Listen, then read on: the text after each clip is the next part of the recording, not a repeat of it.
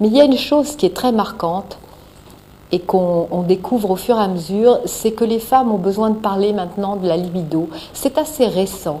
Elles n'osaient peut-être pas en parler auparavant, mais maintenant elles nous disent, bah oui, mais moi, vous savez, avec la ménopause, et ben de toute façon, avec mon mari, ça marche plus très bien.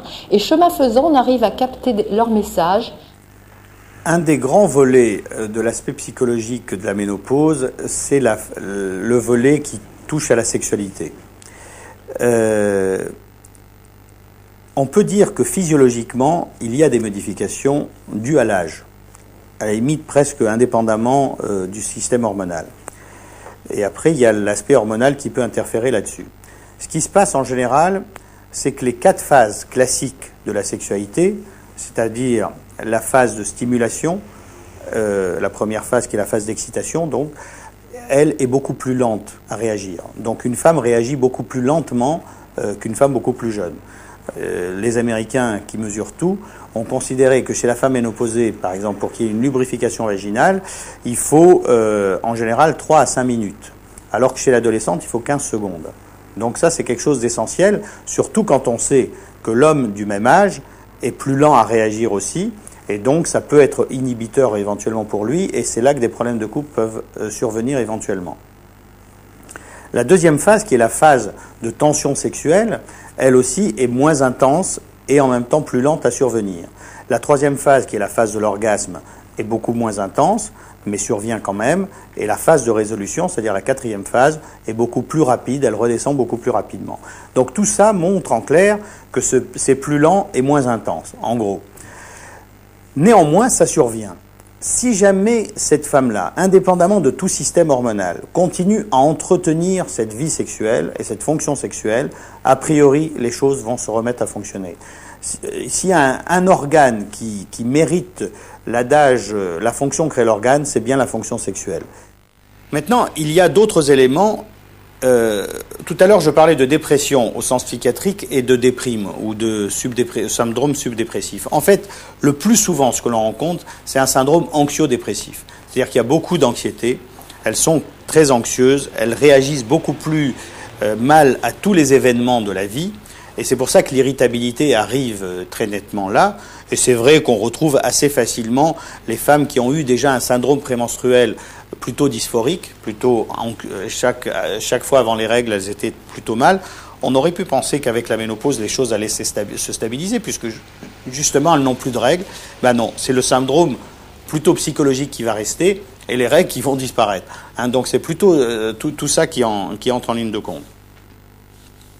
Donc je crois qu'à partir du moment où on entend ces plaintes qui environnent le strict symptôme hormonal, eh ben, on peut tendre des perches pour voir ce que l'on peut faire.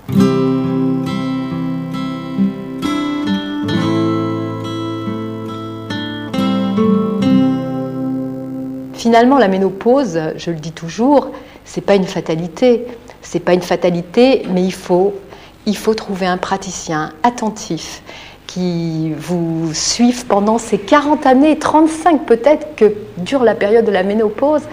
Et en fait, c'est un véritable contrat de confiance qu'il faut signer avec lui. Il faut savoir qui traiter et comment traiter. Quand une femme vient, ce qui m'importe, c'est de savoir qu'est-ce qu'elle a envie de prendre, qu'est-ce qu'elle attend, comment elle voit sa ménopause et comment elle voit le traitement. Et on sait que dans l'observance, un des éléments qui est souvent tu, c'est l'aspect psychologique de l'observance. Et quand on sait que 50% des prescriptions, tout venant, pas qu'au moment de la ménopause, ne sont pas suivies. Un jour, j'ai même vu une femme dans une pharmacie, là j'étais comme simple client, je dirais, dans la pharmacie, mais j'ai quand même entendu ça, une femme donner une ordonnance au pharmacien et disant « je veux un médicament sur 2 ». Bon, donc je ne sais pas ce qu'il y avait sur l'ordonnance, mais enfin, on peut se poser plein de questions sur qu'est-ce qui est pris, qu'est-ce qui n'est pas pris dans ce contexte. Donc, ce qui m'importe, c'est de poser des questions ouvertes aux femmes qui viennent me voir, donc, et de leur demander mais qu'est-ce que vous souhaiterez traiter? Et alors, c'est pas la même chose. Alors, admettons qu'elle me réponde une réponse qui n'en est pas une, je veux être bien, avec tout le flou que ce mot bien peut vouloir dire. Là, je précise un peu plus précisément, mais bien, ça veut dire quoi? physiquement, psychologiquement, et j'essaye de déterminer un peu ce qu'il en est. Mais il y a des femmes qui, quand je leur demande qu'est-ce que vous souhaitez traiter, elles me disent ah mais surtout j'ai envie de me sentir bien dans ma peau, parce que j'ai envie de dormir, parce que j'ai envie. Et donc là, elles mettent d'emblée cet aspect-là. Ou bien j'ai envie de retrouver mon mari, ou bien j'ai envie de récupérer mon mari. Donc là, elles ciblent encore plus précisément ce qu'elles souhaitent. Pour ma part, c'est très important de savoir où en est cette patiente. Est-ce qu'elle est pour les traitements hormonaux? Est-ce qu'elle est contre les traitements hormonaux? Et parfois, celle qui est contre va être pour. Il suffit de savoir où elle en est et comment lui parler. Savoir pourquoi elle est pour ou pourquoi elle est contre. Il y en a certaines qui disent d'emblée, ça c'est plus facile à la limite, je viens vous voir parce que mon médecin n'a jamais voulu me donner de traitement hormonal. Et donc, si elle a fait cette démarche, c'est qu'elle est venue chercher un médecin qui va lui donner un traitement hormonal. Ou bien, celle qui dit, et là avec les DHEA on en a vu un certain nombre, qui disent je veux rester jeune et donc je sais que le traitement hormonal va m'aider et j'hésite entre le DHEA et ça, qu'est-ce que vous en pensez? Donc là, elles nous tendent quand même des perches, elles nous donnent un certain nombre d'éléments par rapport à tout ça.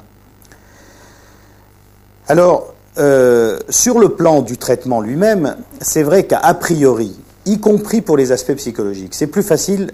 Si la femme n'a pas de contre-indication et si elle accepte de prendre un traitement hormonal, c'est plus facile de lui donner un traitement hormonal substitutif parce que les œstrogènes ont un effet œstrogène-like, IMAO-like, pardon, et donc antidépresseur plutôt, et la progestérone a plutôt un effet anxiolytique-like, donc ça va relaxer.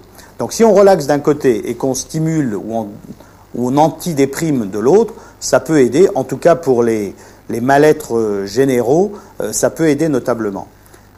Bon, si malgré ça, si malgré le traitement hormonal substitutif, on se rend compte que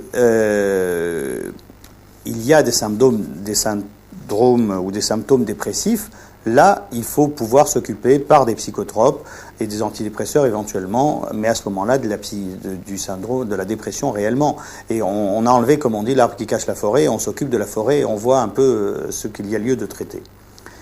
Maintenant, indépendamment de l'aspect strictement médicamenteux, il y a aussi l'aspect relationnel. Et l'aspect relationnel conjugal, que ce soit un couple constitué ou un ami de passage ou des amis de passage, il faut en tenir compte et de savoir cette femme où elle en est. Et c'est vrai qu'on se rend compte, et le symptôme sexuel est vraiment le symptôme psychosomatique par excellence dans ce contexte-là, on sait que si sexuellement ça va mieux, beaucoup de choses vont aller mieux. Alors on peut partir du principe que si on va bien, on va aller mieux sexuellement. Pourquoi pas? Mais c'est vrai que c'est quelquefois, je dis bien quelquefois, plus facile de régler un problème sexuel, en tout cas quand on a l'habitude de les traiter, plutôt que de s'occuper de quelqu'un qui ne va pas bien en général, et que dans ce général, il y a le conjoint qui ne la touche plus, qui ne veut plus qui la fuit, qui est avec quelqu'un d'autre, ou qui lui reproche un symptôme sexuel comme le fait de ne pas avoir de désir, ou le fait d'avoir des douleurs pendant les rapports, donc de refuser les rapports, ou de ne plus avoir de plaisir alors qu'elle en avait avant.